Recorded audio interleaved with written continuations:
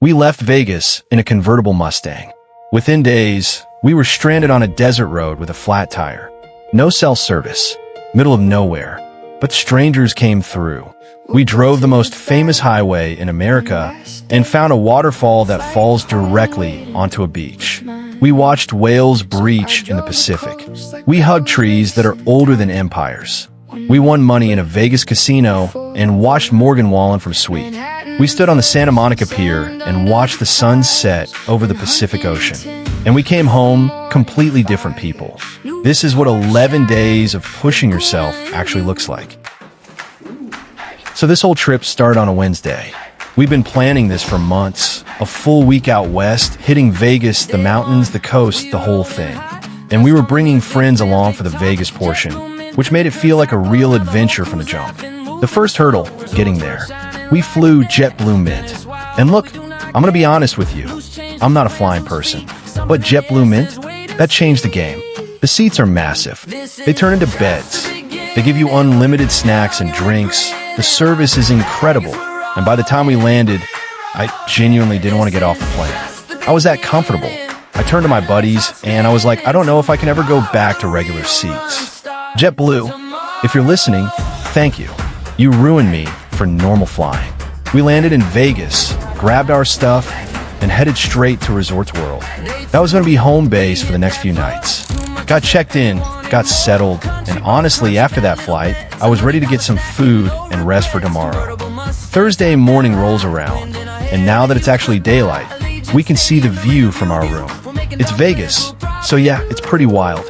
We decided to spend the day exploring, hitting some spots, grabbing food. And let me tell you, the food scene in Vegas is expensive. Like, you know it's going to be pricey, but you still get shocked when the bill comes. But that's Vegas, right? You go there, you know what you're signing up for. One thing that caught our attention while we were walking around, they're building the new Hard Rock Guitar Hotel. And here's the thing that made that cool for me personally. The original Hard Rock is in Hollywood, Florida. That's where I'm from. So seeing them build a new one in Vegas was a full circle moment. That place is iconic, and it's cool to see it expanding. We finished the day up at the Mentalist show. If you've never seen it, it's pretty mind-bending. They do things on stage that make you question what's even possible. And then dinner at Carver Steak, which honestly was great. Really solid meal, great service, the whole vibe was right. By the end of the day, we were exhausted but happy. This is our last day in Vegas before we start the real adventure. The drive out west, the national parks, the coast. But before we leave, there was one thing I've been wanting to try, Zoox. It's the self-driving car that Amazon's got running in Vegas now. I was actually excited about it. Downloaded the app, ordered a ride, and waited. When it pulled up, it was awesome. No steering wheel in the driver's seat. No pedals. Just you and the technology. I got in, and honestly, the ride was smooth. Whether you love it or hate it, this is where the future is headed.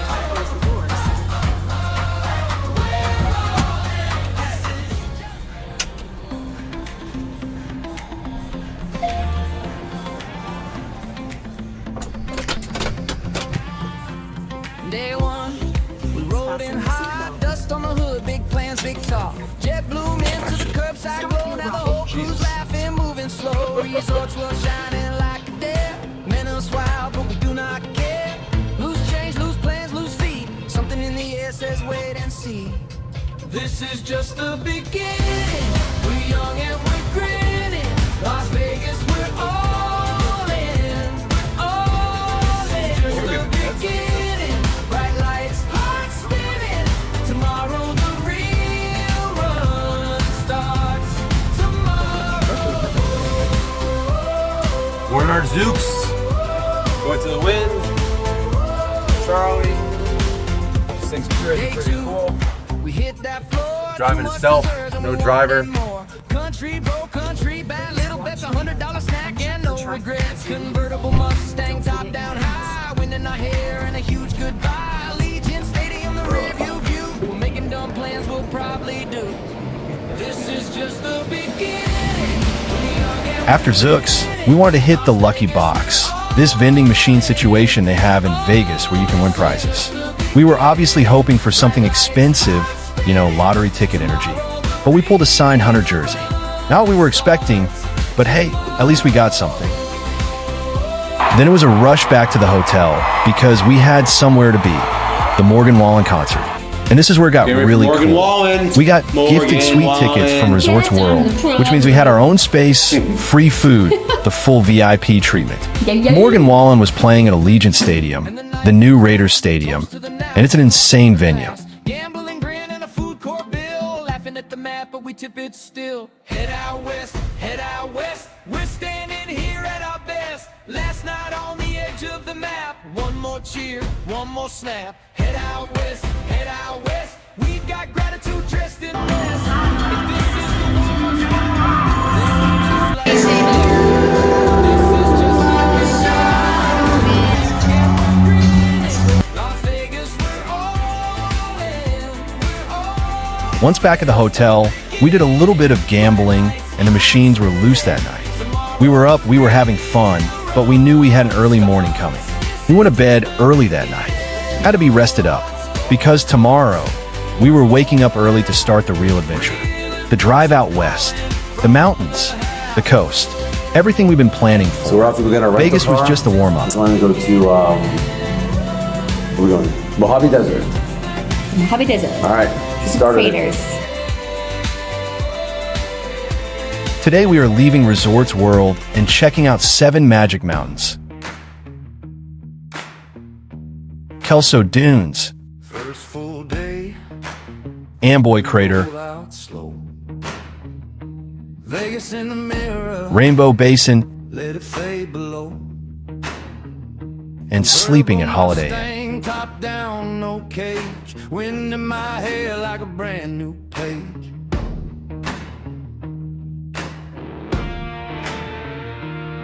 Saturday morning, it's time to go get the rental car. We head to the airport, and when we pull up to the lot, there she is, a convertible Mustang ready to cruise down the Pacific Coast Highway. Got a life hack for you. Rent through Costco Travel. We saved $300 on this Mustang rental. The total came out to $963.11. The pickup was smooth, no hassles at all. First stop after we get the keys, Del Taco. Gotta fuel up before we hit the road.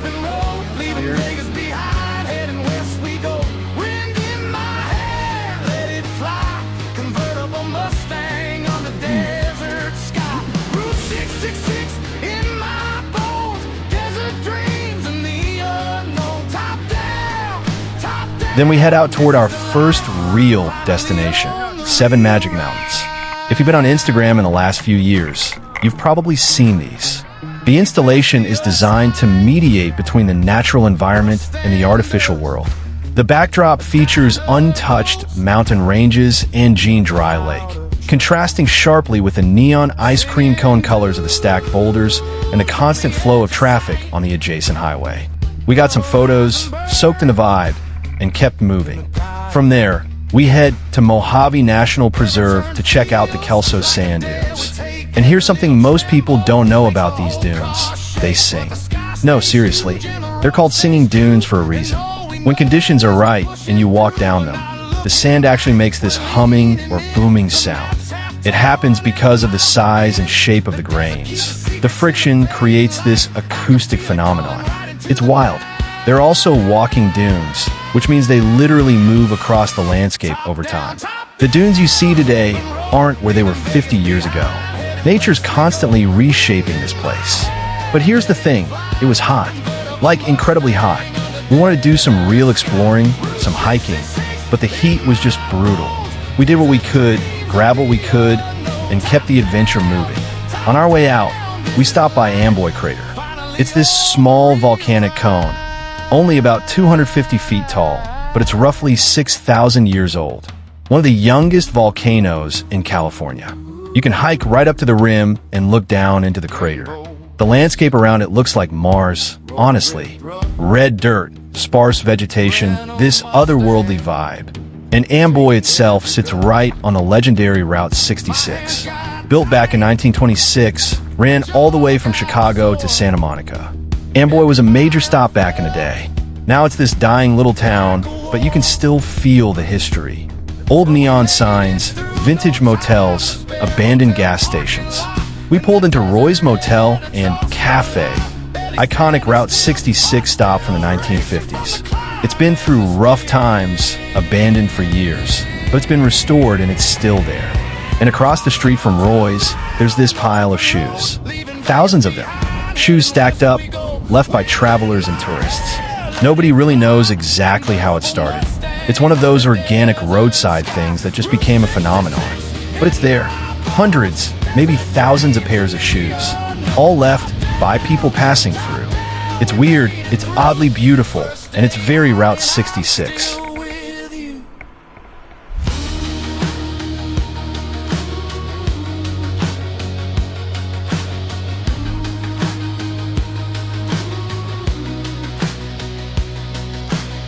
We keep pushing forward and we hit Rainbow Basin. And this is where things got real. Rainbow Basin is Badlands country. You've got these rock formations, layers and layers of them, striped in reds, oranges, purples, browns. It looks like someone painted the landscape. It's stunning. Yep.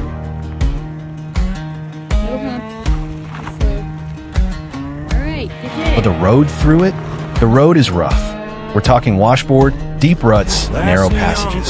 It's designed for off-road vehicles, four-wheel drive trucks, Jeeps, not convertible Mustangs. But we had a convertible Mustang. I'm not gonna lie to you, I was scared. I was genuinely worried we were gonna get stuck out there. Every bump, every rut, I'm thinking this is it. This is where we break down in the middle of the desert in a rental car.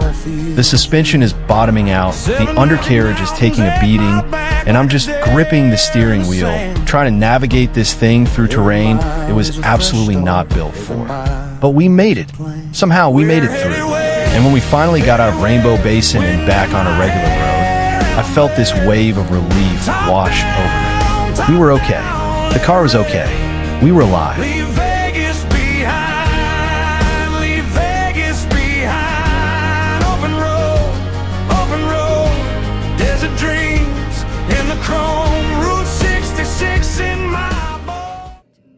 We pull into the Holiday Inn Express and Suites in Tehachapi as the sun's starting to set. The room was $129.89, perfect for what we needed. Nothing fancy, but clean, comfortable, and it had a bed. We were exhausted. That drive, the heat, the off-road adventure that I genuinely thought might end in disaster. It all caught up with us. We got checked in, got settled, and just collapsed. Tomorrow we're heading to Sequoia National Park. But tonight we rest. I woke up this morning excited because today we're heading to Sequoia National Park, and we're about to see some of the biggest trees on the planet. We get an early start, hit the road heading toward the park, and on the way, we start noticing these things all over the landscape. Oil derricks. Hundreds of them, going up and down, up and down. Sequoia National Park was established back in 1890, one of the oldest national parks in America. And it's home to the giant sequoias, Sequoiadendron giganteum. These are just big trees. These are the largest trees by volume in the entire world. They only grow on the western slope of the Sierra Nevada, and they can live over 3,000 years. And here's something wild. Fire actually helps them. Their bark is so fibrous, so dense, that it doesn't conduct heat well. Fire opens their cones, lets them reproduce. These trees need fire to survive. You made me humble, you made me glad to be one frame. Forest Cathedral, standing small. Forest Cathedral, I hug the wall. General Sherman, 700 years old.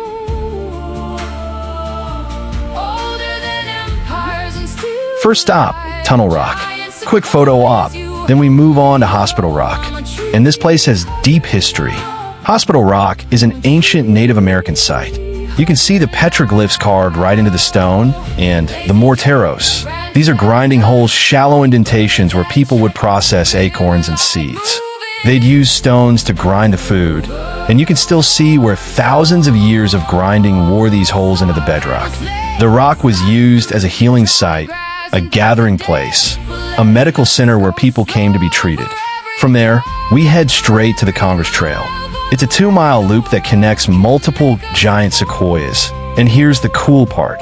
The trees are named after politicians and famous figures. General Lee, McKinley, Washington, Congress. You're walking through a forest of American history. Walking this trail, you're walking through a forest of titans. These aren't just big trees. They're incomprehensibly big. You see a tree that's 200 feet tall and 80 feet wide, and your mind is just blown.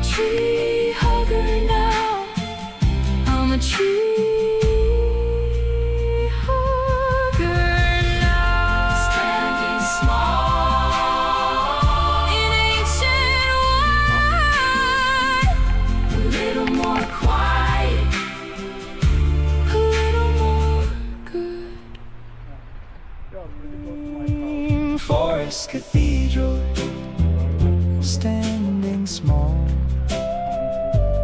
Forest Cathedral, I hug the wall. General Sherman, 700 years old, older than empires and still alive. Giant sequoias, you hum me low. I'm a tree hugger now. I'm a tree hugger now. Lazy J Ranch at dusk, hummingbirds at check-in, river light moving over worn stone. So we're on the Congress Trail. Ash is taking pictures of the water. It's absolutely gorgeous. Right over here. We're surrounded by all these huge sequoia trees. Look at this one, absolutely beautiful. Go all the way up. So this is the Congress Trail. It's about a 2-mile trail around the sequoias. And it's a real easy path right off of General Sherman. And absolutely gorgeous. It's paved, seems like. Look at that one. General Sherman, 700 years old, older than empires and still alive. Wow, every turn. You hum me low. I'm a tree hugger now. Standing small in ancient wood, a little more quiet, a little more good.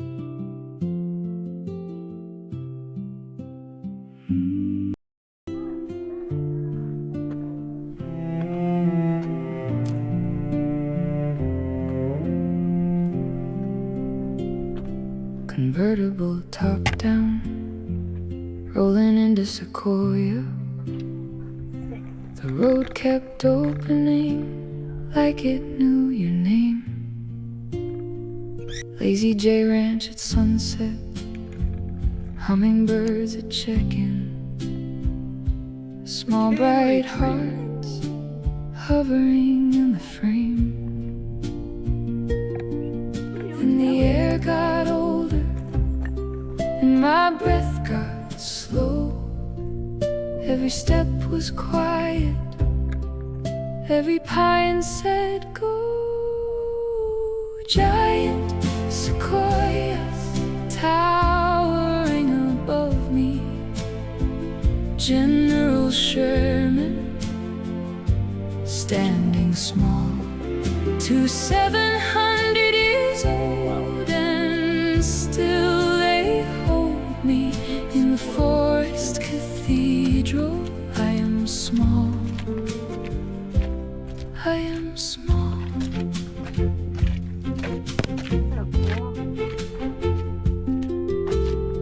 I hugged a tree and it held my silence.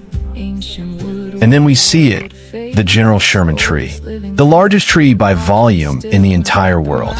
52,500 cubic feet of wood, 275 feet tall, estimated to be over 2,700 years old, older than the pyramids, older than written history.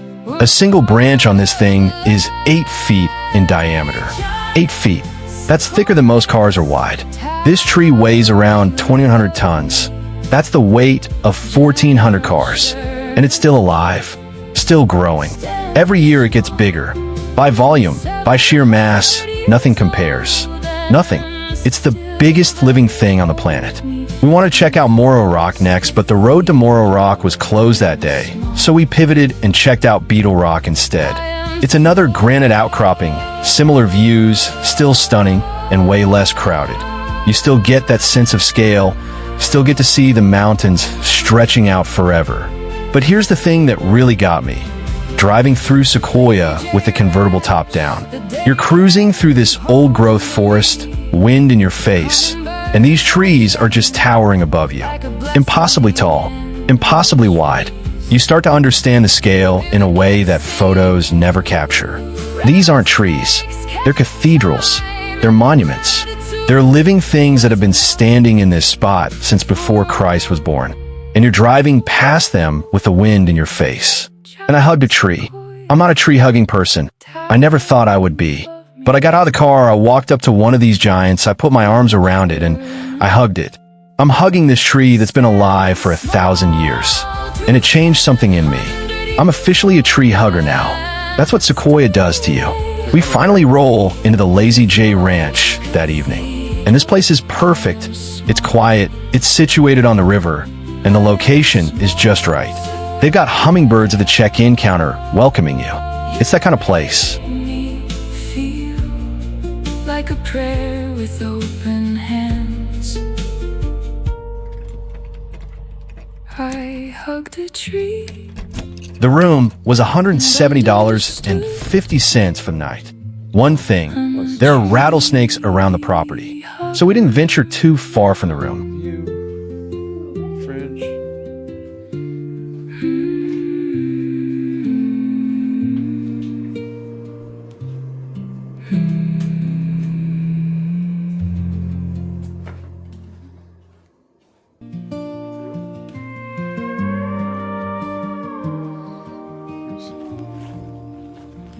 Left Lazy J Ranch. What are those things? Hummingbirds behind. One long road. Before we slept, we rushed over to Pizza Factory to grab some dinner. I got a cauliflower, cheeseless, hot honey pizza, which sounds weird, but it actually hit the spot. Tomorrow we're heading to Monterey and the Redwoods.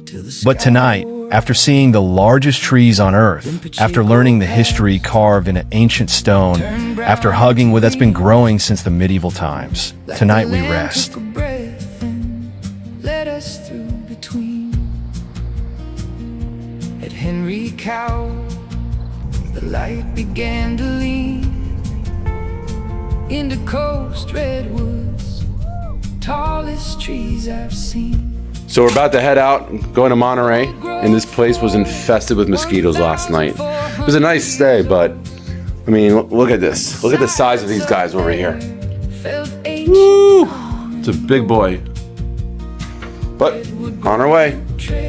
We're up and out of the Lazy J this morning, saying goodbye to the hummingbirds, mosquitoes, and the river, because today we're crossing the entire state. We're headed to Henry Cowell Redwood State Park, up in the Santa Cruz Mountains, and then down to the coast. And let me tell you about this drive. The scenery on the way was gorgeous. You come out of the Sierra foothills, cross the whole Central Valley, farmland stretching out forever on both sides, and then climb up over Pacheco Pass, and suddenly everything changes. The brown turns green. The air changes. Now here's what I didn't fully appreciate until this trip. The redwoods we're about to see are not the same trees we saw yesterday. Yesterday at Sequoia, we saw giant sequoias, the biggest trees on Earth by volume. Today we're seeing coast redwoods, the tallest trees on Earth. Coast redwoods can grow over 300 feet tall, taller than the Statue of Liberty, and they only grow in this narrow fog belt along the Pacific coast. So in 2 days, we're seeing the biggest living things on the planet and the tallest. Not a bad 48 hours. Henry Cowell Redwood State Park sits in Felton, right along the San Lorenzo River. And this grove has been protected since the 1800s. It's one of the reasons there are still old-growth redwoods here at all, because loggers took almost everything else in these mountains. The land got donated by the Cowell family and became a state park back in 1954. The trees in this grove are ancient. We're talking 1400 to 1800 years old. These trees were already giants when Rome was falling. Once we entered the park, we went straight to the Redwood Grove Loop Trail. It's about 0.8 of a mile flat, easy, and it takes you right through the heart of the old growth grove. And walking it is a completely different feeling from Sequoia. The giant sequoias are massive and wide. The coast redwoods are tall. You look up and the trunks just keep going and going until they disappear into the canopy. The famous one on this loop is the Fremont tree. It's a hollow redwood. The inside burned out ages ago, but the tree is still alive. And the story goes that the explorer John Fremont camped inside it back in 1846. You can walk into it. You can stand inside a living tree.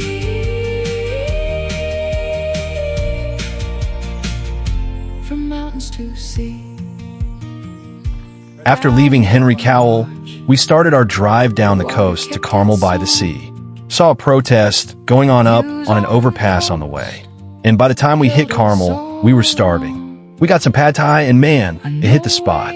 Driving to our hotel, we get one more surprise, a deer. It was a cool sight to see. And then we finally rolled into our home for the next 2 nights, the Olympia Lodge in Pacific Grove. And this place was a great find. 2 nights for $281.38 on a Monterey Peninsula. That's a steal. It's close to downtown, and it's right on the coast. Salt on my tongue, whale watching out where the water hums. Meclizine working, my stomach still. I overcame my fear and I climbed the hill by the Coast Guard Pier. The boats start to sway, dolphins and whales open the day. Oceans alive, oceans alive, oceans alive. Humpbacks breach. The views out here are beautiful. We walked out toward the water, and that's when we saw it. Our first seal of the trip. We did a lot of driving today. Almost 300 miles, valley to mountains to coast. And tomorrow's an early one. We're going whale watching. So that's where we're leaving it tonight. Have a good night, and I'll see you tomorrow.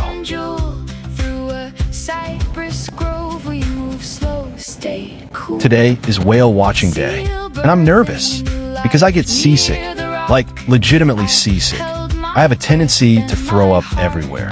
We drive over to the Monterey Marina. It's literally down the street from our hotel, and it's early, so it's not crowded yet. I take some meclizine before we board. That usually helps with the seasickness. Fingers crossed. Now, Monterey Bay isn't just any bay. It's one of the richest marine ecosystems on the entire planet. There's a submarine canyon here, and I mean that literally. There's a canyon under the water deeper than the Grand Canyon. That canyon creates upwelling. Cold water from the deep rises to the surface, bringing nutrients with it. And all those nutrients attract everything. Whales, sharks, dolphins, seals. Everything wants to eat in Monterey Bay. Out on the water, and almost immediately, we start seeing them. Sharks, whales, seals everywhere. Dolphins. The guide is pointing things out, and you're just looking in every direction, trying to see it all. The whales out here are humpbacks mostly, and these guys are acrobatic. They breach, they tail slap, they put on a show. They're massive, and they're doing backflips basically. And the thing is, they're not doing it for us. They're just being whales. But we get to witness it. The meclizine is working. I'm not sick. I'm actually just present, watching whales in the Pacific Ocean.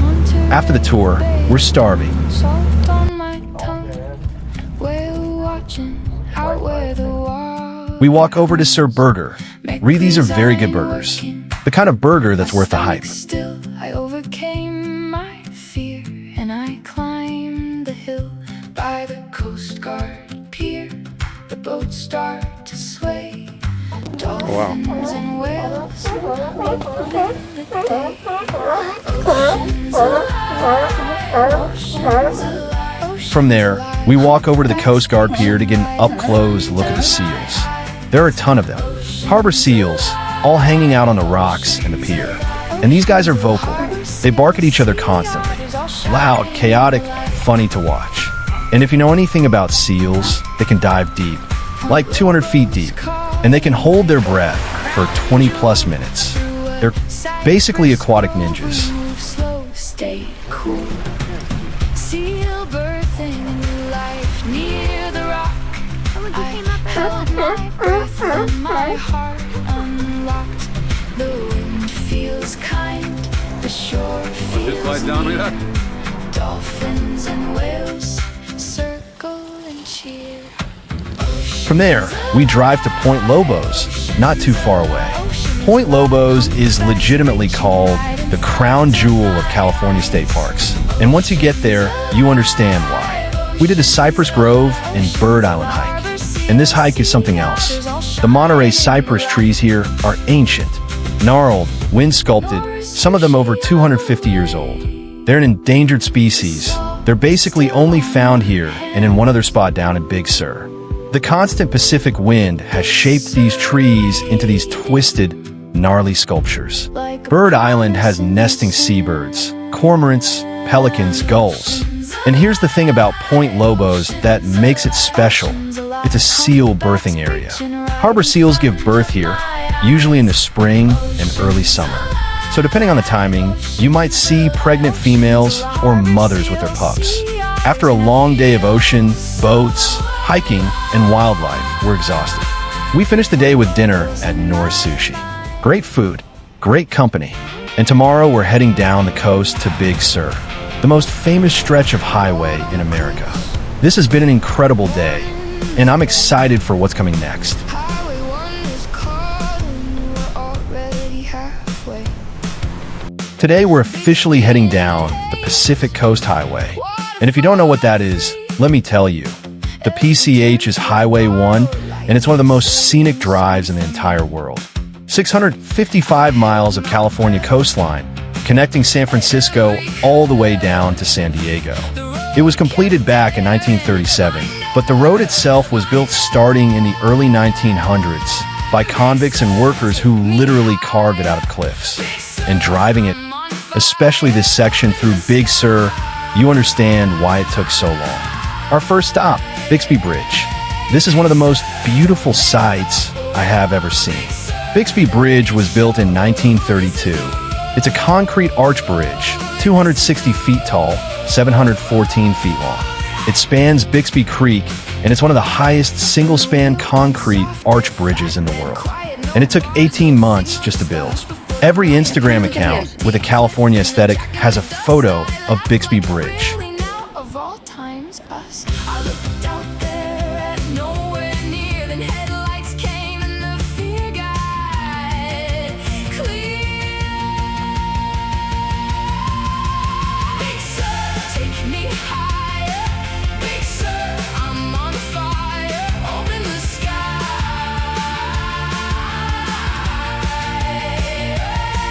Big Sur, don't let go. Oh, Big Sur, let it show. Oh, this is the road. This is the road. Then Ranger girls rolled in like a punchline with tools. One said, we got you, honey. One said, hold this fool. We knelt in the gravel under golden pine. They spun that spare on like they were stealing. From there, we headed to Pfeiffer Big Sur State Park. This park is 821 acres, named after pioneer homesteaders John and Catherine Pfeiffer. It was established as a state park back in 1933. Old-growth redwoods, beach access, multiple waterfalls. We hiked to see Pfeiffer Falls. It's a 60-foot waterfall, relatively easy hike. About 2 miles round trip through redwood forest. The waterfall's beautiful, the setting's beautiful, but we were saving our energy for what was coming. The world got bigger than anything I'd said. From there, we went into Penthe to eat. This restaurant is insane. It sits on a cliff 800 feet above the ocean. Built back in 1949, it's become iconic Big Sur. And then we got to McWay Falls. This has to be my favorite waterfall. 80 feet tall, falls directly onto a pristine sandy beach. That's rare. Most waterfalls fall into rivers or pools. McWay falls onto an actual crescent-shaped sandy beach with turquoise water. It's one of the most photographed waterfalls in California, and when you see it in person, you understand why. It's in Julia Pfeiffer Burn State Park. The hike to see it is short but dramatic, and it's one of the most unique waterfall settings in the entire world. You can't swim there. It's a protected area, but just seeing it is enough. That waterfall might be the most beautiful thing on this whole trip. We continued down the road, and then our luck ran out. So of course we got a flat tire in the worst place ever. Pacific Coast Highway. No service. No service. Our tire pressure is down to 2. I'm just trying to get home. Now we're left. We got a flat tire, middle of nowhere. No cell service. Not even sure if we had a spare. This is the moment where a road trip can turn into a nightmare. But then, we see a ranger station right by us. We pull in, and the ranger is there training new rangers, and he asks if we want his trainees to change the tire so they can learn. So we end up watching 2 ranger chicks change our tire while a ranger supervises. It was actually great, even though I felt a little guilty watching them do the work. But they got the experience, and we got our tire fixed. After we got rolling again, we checked out Sand Dollar Beach. It's a 3-mile stretch of sandy beach, and the name comes from the fact that sand dollars actually wash up on shore here. It's less crowded than other Big Sur beaches. There's a short hike to access it, and it's perfect for beach combing. We spent a little time there, walked around, took some photos. The wheel went soft, dead flat, dead quiet, no bars, no signal, just the hush before the riot. Miles of empty cliff and a jack in the dust. I laughed like, really now, of all times, us. I looked out there at nowhere near, then headlights came and the fear got clear. Big Sur, take me higher. Big Sur, I'm on fire. The sky, Big Sur, don't let go. Big Sur, let it show. This is the road. This is the road.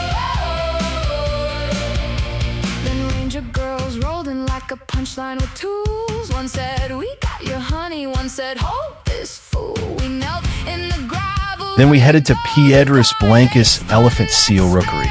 Piedras Blancas means white rocks in Spanish. This is the largest breeding colony of northern elephant seals in the world outside of Alaska. And these are massive creatures. Males can weigh up to 7,000 pounds. They come ashore to breed and molt, and you can watch them from a boardwalk at a safe distance. Here's the crazy part.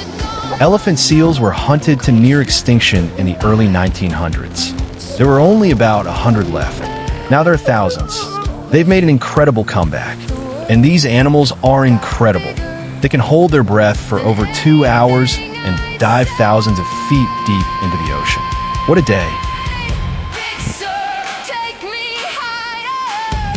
Big Sur, I'm on fire. In the sky, Big Sur, don't let go.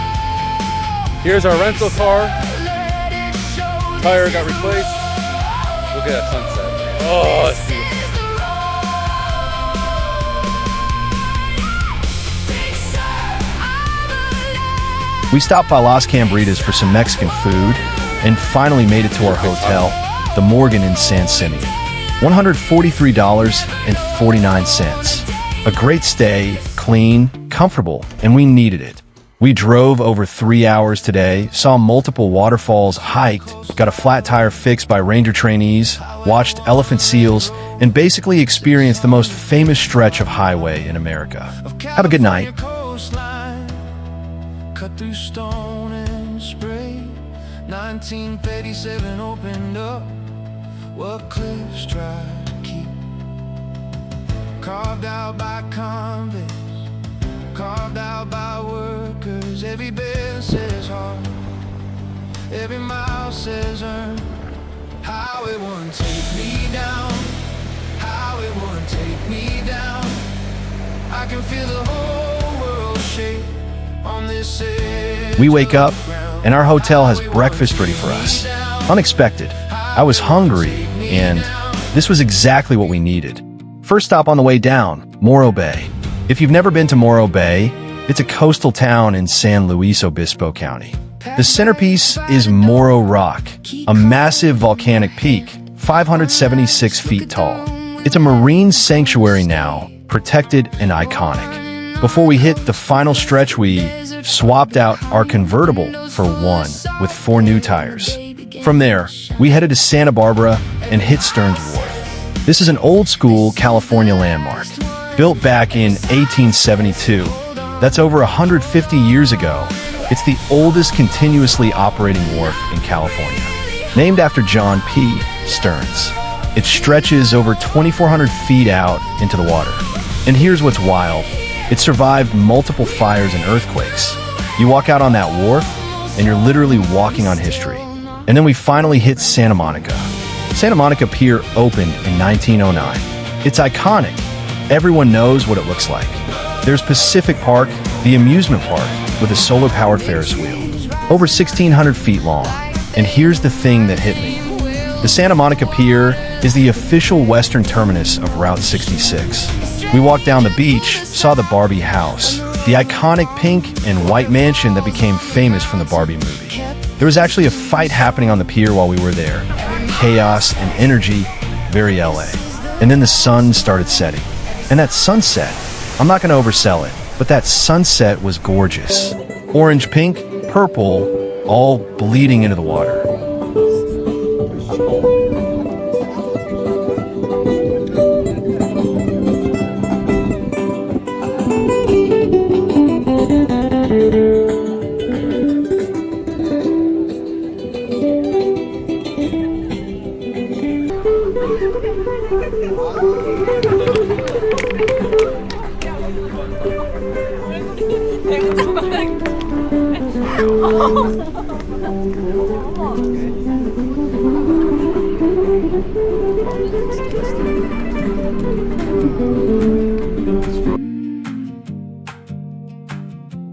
Bags by the door, key on the desk. One last look back at the morning mess. Coffee gone cold, shoes on the floor. You and me laughing like we want one more. Down the hall past the ice machine, heart in my chest, burning clean. We made it here, we made it through. Now the road unwinds in front of you. We finally made it to our hotel, Maison 27. And this place is special. It's a masterwork of Spanish colonial revival architecture, originally conceived in 1927 by architect Arthur E. Hardy. It's not just a hotel, it's living history. It's stepping into 1927 while being in 2026. It's the kind of place that makes you understand why Santa Monica is Santa Monica. We did a lot of driving today, over 3 hours. The coast, the ocean views, the Barbie house, the pier, the sunset, and now this beautiful hotel. Tomorrow is a full day, so time to get some rest. In the sand, that edge of the country under our hands, big trees, whales, waterfalls, kind strangers all night. PCH running like a silver line, and every turn that we almost missed, every wild, sweet risk we took. Now it all comes shining back in the orange and pink and the violet black. We're alive on the last good mile. The trip is almost over. I don't want it to end. We woke up early this morning knowing we had one last day to do some LA exploring before heading home tomorrow. First stop, Rodeo Drive. Rodeo Drive is the epicenter of luxury shopping in Beverly Hills. It's about 1.5 miles long, and it's lined with the most expensive designer boutiques on the planet. Gucci, Louis Vuitton, Chanel, Prada, the whole stretch. It started developing as a shopping district back in 1960s, named after a Spanish land grant called Rancho Rodeo de las Aguas. It's one of the most expensive retail streets in the entire world. From there, we set out to see the Hollywood sign, the iconic one. Built in 1923, it originally read Hollywoodland and was just an advertisement for a local real estate development. Now it's the most famous sign in the world. Each letter is 45 feet tall. The whole sign is 350 feet wide. It sits on Mount Lee in the Hollywood Hills, and you can't actually get super close to it. There's property restrictions, but seeing it in the distance, knowing what it represents, knowing that sign has watched over this city for 100 years. We drove down to the Hollywood Walk of Fame. It spans about a mile along Hollywood Boulevard and Vine Street. Started in 1960, and there are over 2,700 stars embedded in the sidewalk, each one honoring an achievement in entertainment. On the Walk of Fame, we trace the stars and This must be the most You want a fruit snack? place white people walk. Fruit snack? Yeah, man. They're good. They're healthy. You think I couldn't catch it? Hey, thank you. You're welcome.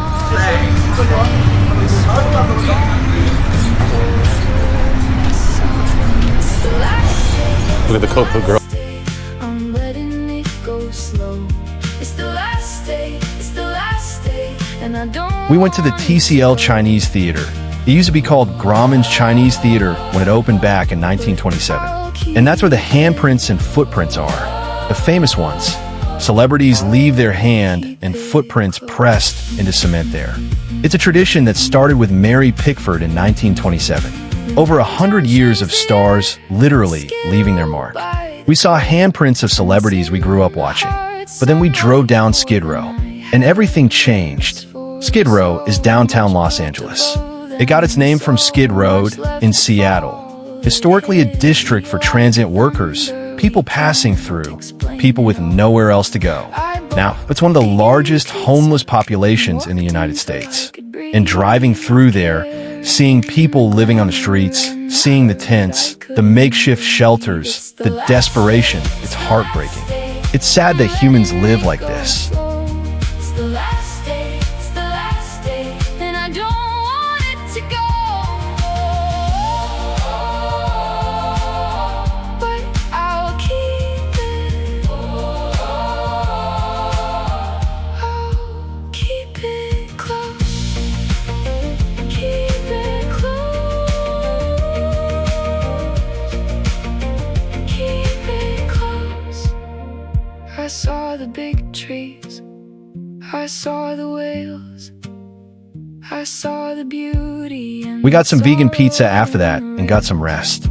Because tomorrow is our last day, and then we head home. Tomorrow night, we fly home, and life goes back to normal. This is our last day, and we have a lot to do. Our flight is at 11 p.m., so we have all day to explore. And we want to check out all the beaches on the Pacific Coast Highway one more time before we leave California. First stop, Manhattan Beach. Quick stop, but we had to see it. A solid beach, good vibes, but we were on a mission. Then Huntington Beach. And wow, the amount of people surfing here was insane. It was a cool sight. Huntington Beach is known as Surf City, USA. And being there, seeing the lineup of surfers in the water, understanding the culture, the history, the dedication to sport, you get why. Manhattan first, then Huntington in the wind.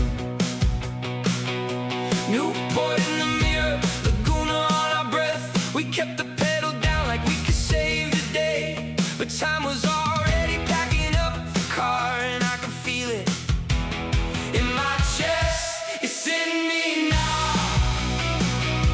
It's in me now. From there, we checked out Newport Beach. Upscale, beautiful, wealthy coastal community. The kind of place where the houses are mansions and the cars are expensive. It's in me now. We're leaving, but it stays. It's in me now. Chinatown.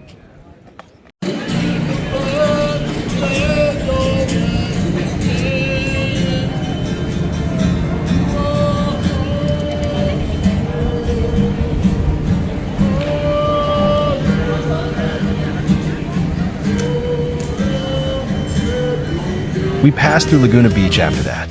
Smaller, more artistic, quaint. A nice change of pace. Part of it too, the shine and the crack, the places that lift you up, the ones that take back. You learn what's real by what still holds when the story loses polish and the weather shows. It's in me now. We had some time to waste, so we checked out Chinatown. And this is where they filmed Rush Hour, the movie. Jackie Chan, Chris Tucker, all that. It was kind of depressing. I'm not sure if it was because it was during the day, but this whole area felt like a ghost town. Chinatown was built in the 1930s after the original Chinatown was demolished to make room for Union Station. It's got history, it's got culture, museums, restaurants, shops, but it felt empty. Maybe it's different at night. But walking through there, it didn't feel like the place where Rush Hour was filmed. It felt forgotten. Then Venice opened up like a nerve with music. Boardwalk saints and strangers all moving through it. Muscle Beach was history still breathing through the iron. Skate park lines and flyers, bohemian and defiant. That was my favorite place of the whole long run. Not perfect, just alive, and that felt like enough.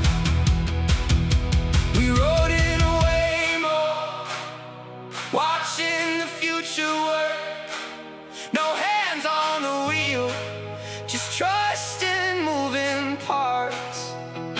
Then airport glass. From there, we had a tour booked of Dodger Stadium. And I'm gonna be real with you, that was a bummer. We paid over $200 for a tour. And when we got there, the staff was nasty.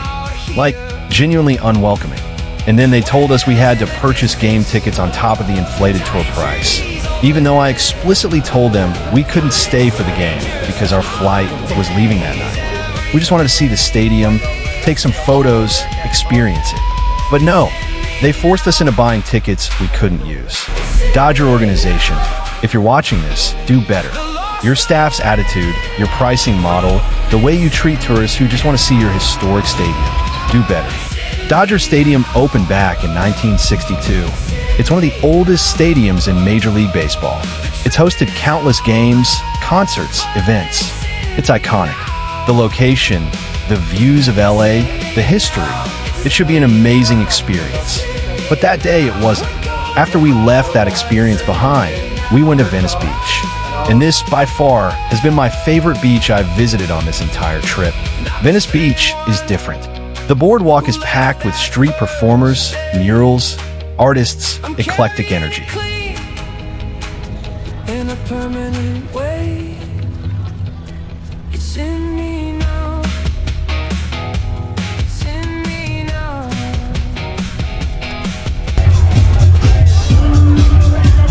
That's cool, right?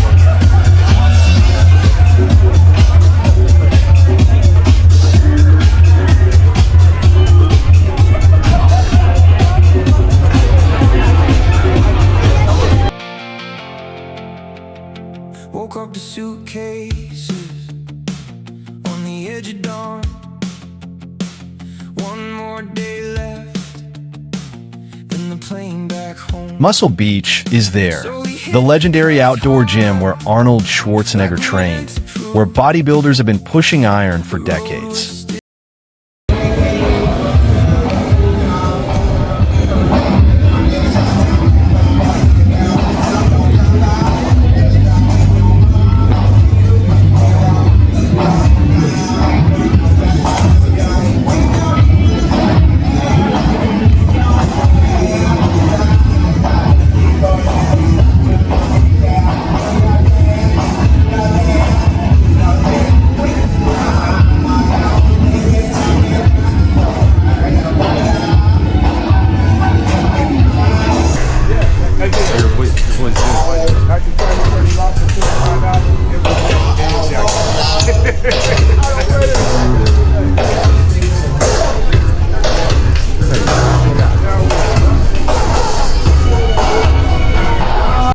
With thorns.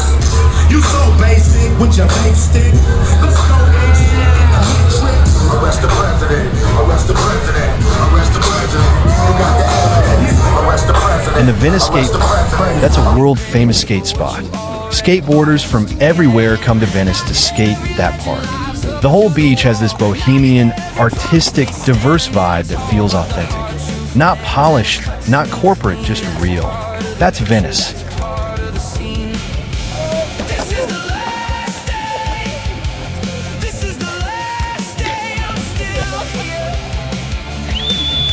It's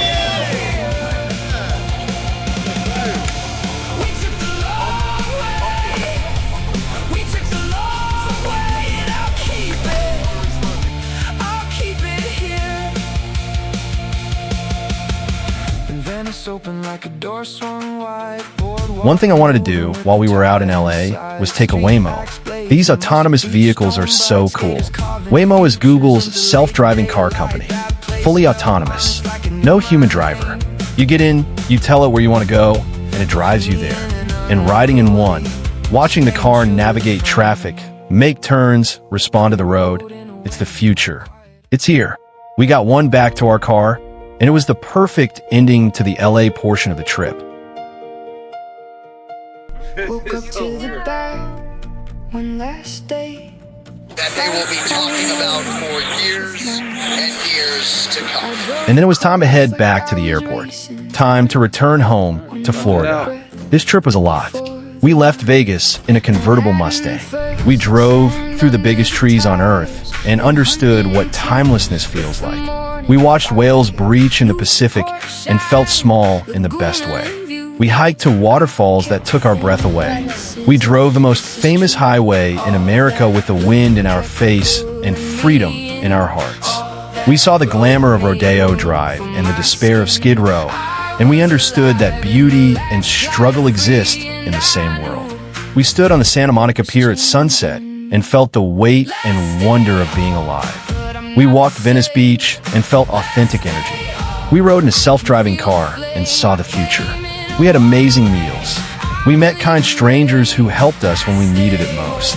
We got a flat tire in the middle of nowhere and discovered that people are good. We laughed, we were scared, we were humbled. Yeah, we had some bad experiences too. The Dodgers organization being dismissive. Chinatown feeling empty and struggling. Some moments where reality hit hard.